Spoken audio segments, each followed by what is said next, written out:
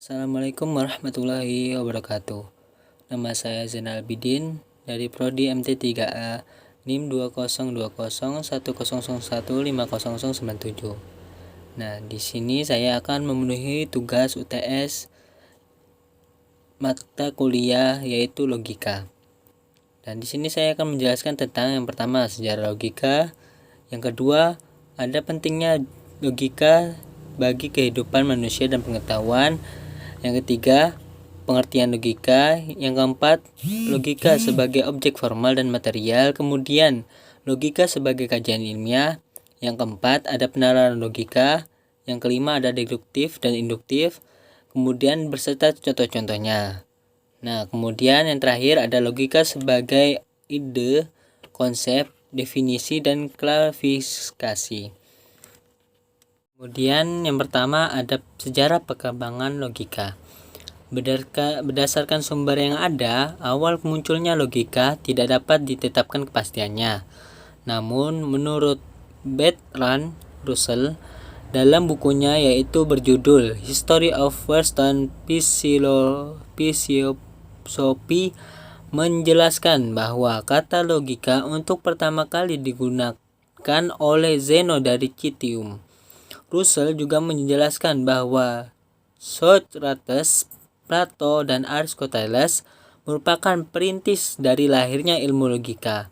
Kemudian berbeda dengan Bertrand, menyatakan bahwa logika pertama kali muncul pada masa Cicero, yaitu pada abad ke-1 sebelum Masehi, yang dimaknai sebagai seni berdebat. Kemudian setelah itu pada masa Aristoteles kemudian dikenal dengan kata analitika, yang bertugas untuk menyelidiki argumen-argumen yang bertolak dari keputusan yang benar. Kemudian pembaruan logika dari negara barat oleh penulis di antara lain yaitu Gottfried Wilhelm von Leibniz. Ia menganjurkan penggantian pernyataan-pernyataan dengan simbol-simbol agar lebih umum sifatnya dan lebih mudah melakukan analisis. Demikian juga Leonhard Euler, seorang ahli matematika dan logika Swiss, melakukan pembahasan tentang ilmu-ilmu dengan menggunakan lingkaran-lingkaran untuk melukiskan hubungan antara yang terkenal dengan sebutan Churchill-Euler. Kemudian John Stuart Mill pada tahun 1843 mempertemukan sistem induksi dengan sistem deduksi. Setiap pangkal pikir besar di dalam deduksi memerlukan induksi atau sebaliknya. Bagi penyusun pikiran mengenai hasil-hasil eksperimen dan penyelidikan, jadi kedua-duanya bukan merupakan bagian-bagian yang saling terpisah, tetapi sebetulnya saling membantu. Mill sendiri merumuskan metode-metode bagi sistem induksi terkenal dengan sebutan four methods. Kemudian ada logika simbolik pertama kali dikembangkan oleh Gregor Boole dan Augustus de Morgan. Boole secara sistematik dengan memakai simbol-simbol yang cukup luas dan metode analisis menurut matematika. Dan Augustus de merupakan seorang ahli matematika Inggris memberikan sumbangan besar kepada logika simbolik dengan pemikirannya tentang relasi dan negasi. Kemudian yang kedua yaitu pentingnya logika bagi manusia.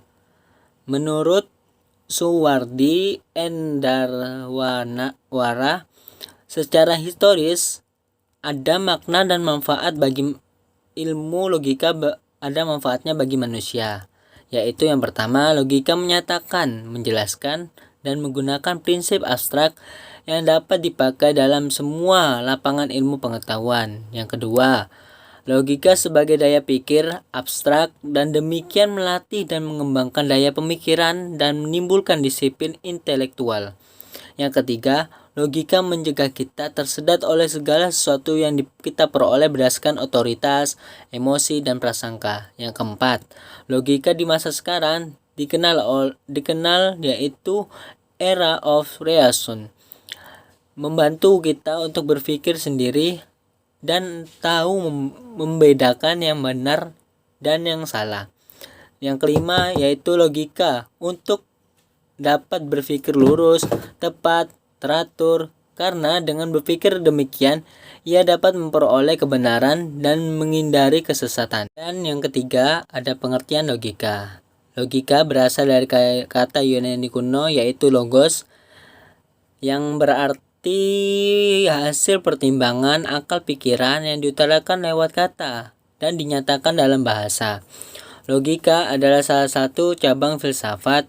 Sebagai ilmu, logika disebut dengan logike epistem. Bahasa Latinnya logika spectia, atau ilmu logika yang mempelajari kecakapan untuk berpikir secara lurus, tepat, dan teratur. Sebagai ilmu, logika mengacu pada kemampuan rasional untuk mengetahui kecakapan, mengacu pada kesanggupan akal budi untuk mewujudkan pengetahuan dalam tindakan. Dan ada logika sebagai objek formal dan material dan sebagai kajian ilmiah. Nah, yang pertama ada logika sebagai ilmu pengetahuan. Logika merupakan sebuah ilmu pengetahuan yang objek materialnya adalah berpikir, sedangkan penalaran dan objek formalnya logika adalah penalaran yang ditinjau dari segi ketepatannya. Kemudian ada logika sebagai cabang filsafat. Logika adalah sebuah cabang filsafat yang praktis. Praktis di sini berarti logika yang dapat dipraktikkan dalam kehidupan sehari-hari. Logika lahir bersama-sama dengan lahirnya filsafat di Yunani. Dalam usaha untuk menaruh pikiran-pikirannya serta pendapat-pendapatnya, filosof Yunani kuno tidak jarang mencoba membantah pikiran yang lain dengan menunjukkan kesesatan dan penalarannya. Logika digunakan untuk melakukan pembuktian. Logika mengatakan yang bentuk invensi, yang berlaku dan yang tidak. Secara tradisional, logika dipelajari sebagai cabang ilmu filosof, tetapi juga bisa dianggap sebagai cabang matematika. Logika tidak bisa dihindarkan dalam proses hidup mencari kebenaran. Kemudian ada logika sebagai matematika. Logika masuk ke dalam ilmu kategori matematika, karena matematika adalah logika yang tersistematis. Matematika adalah pendekatan logika kepada metode ilmu ukur yang menggunakan tanda-tanda atau simbol-simbol. Logika tersistematis diperkenalkan oleh dua orang, yang pertama dokter medis. Yang pertama Galenus dan Sextus Empiricus, yang mengembangkan ilmu logika dengan menerapkan metode geometri. Kemudian ada dasar-dasar logika. Yang pertama penalaran secara deduktif. Penalarannya adalah suatu proses berpikir dengan menggunakan dasar logika sebagai sebuah alat penarik kesimpulan pada suatu fakta yang ada. Kemudian penalaran itu dibagi menjadi dua. Yang pertama penalaran deduktif. Penalaran deduktif adalah penalaran yang membangun atau mengevaluasi argumen deduktif. Argumen dinyatakan jika kebenaran dari kesimpulan ditarik atau merupakan konsekuensi logis dari premis-premisnya.